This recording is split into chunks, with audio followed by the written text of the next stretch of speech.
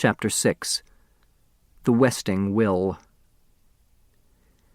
"My name," the young lawyer began, "is Edgar Jennings Plum. Although I never had the honor of meeting Samuel W. Westing, for some reason yet unexplained, I was appointed executor of this will found adjacent to the body of the deceased. Let me assure you that I have examined the documents at hand as thoroughly as possible in the short time available. I have verified the signatures to be those of Samuel W. Westing and his two witnesses, Julian R. Eastman, President and Chief Executive Officer of Westing Paper Products Corporation, and Sidney Sykes, M.D., Coroner of Westing County. Although the will you are about to hear may seem eccentric, I pledge my good name and reputation on its legality." Breathless with suspense, the heirs stared pop-eyed at Edgar Jennings Plum, who now coughed into his fist, now cleared his throat, now rustled papers, and now, at last, began to read aloud from the Westing will. "I, Samuel W. Westing, resident of Westing County in the fair state of Wisconsin in the great and glorious United States of America, being of sound mind and memory, do hereby declare this to be my last will and testament. First, I returned to live among my friends and my enemies.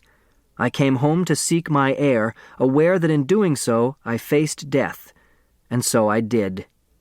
Today, I have gathered together my nearest and dearest, my 16 nieces and nephews." "What?" "Sit down, Grace Windsor Wexler." The lawyer stammered an apology to the still-standing woman. "I was only reading. Those are Mr. Westing's words." "If it's any comfort to you, Mrs. Wexler," Judge Ford remarked with biting dignity, "I am just as appalled by our purported relationship." "Oh, I didn't mean—" "Hey, Angela," Turtle called the length of the table. "It's against the law to marry that doctor-to-be. He's your cousin." D. Denton Deere, patting Angela's hand in his best bedside manner, pricked his finger on her embroidery needle. "I can't tell who said what with this chatter," Sidel Pulaski complained. "Would you read that again, Mr. Lawyer?" "Today I have gathered together my nearest and dearest, my 16 nieces and nephews, sit down, Grace Windsor Wexler, to view the body of your Uncle Sam for the last time. Tomorrow its ashes will be scattered to the four winds. Second, I, Samuel W. Westing, hereby swear that I did not die of natural causes.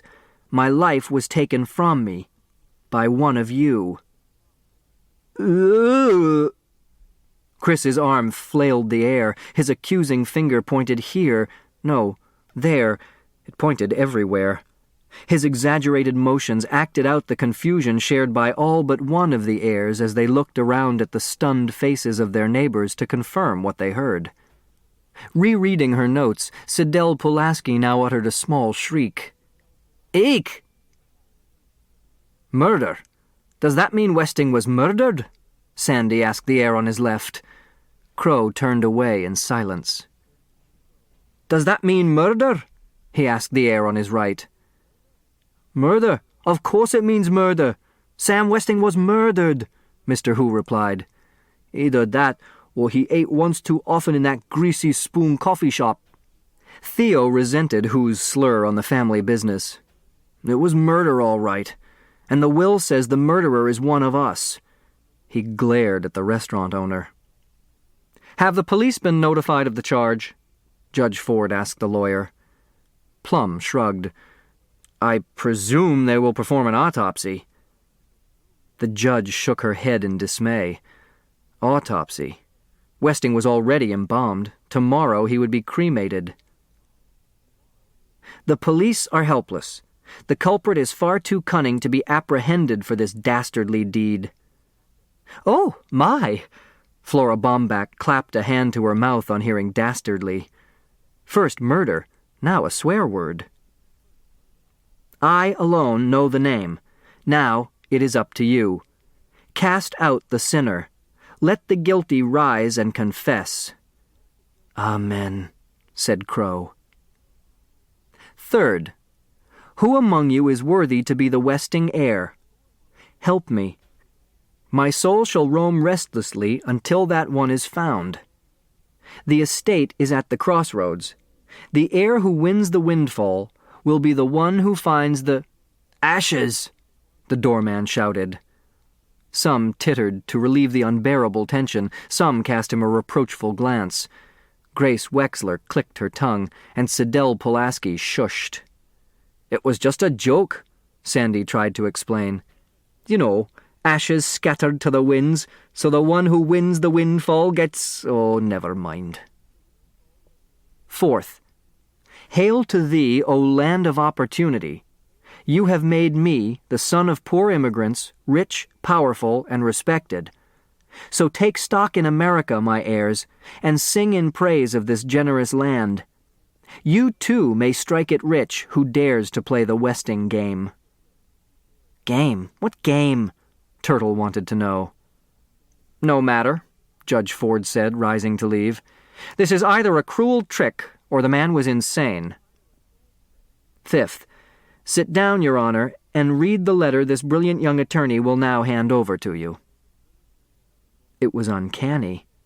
Several heads turned towards the coffin, but Westing's eyes were shut forever. The brilliant young attorney fumbled through a stack of papers, felt his pockets, and finally found the letter in his briefcase. "Aren't you going to open it?" Theo asked as the judge resumed her seat and put the sealed envelope in her purse.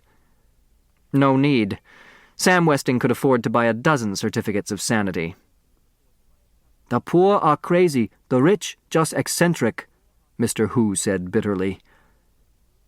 "Are you implying, sir, that the medical profession is corrupt?" Denton Deere challenged. "Shh!"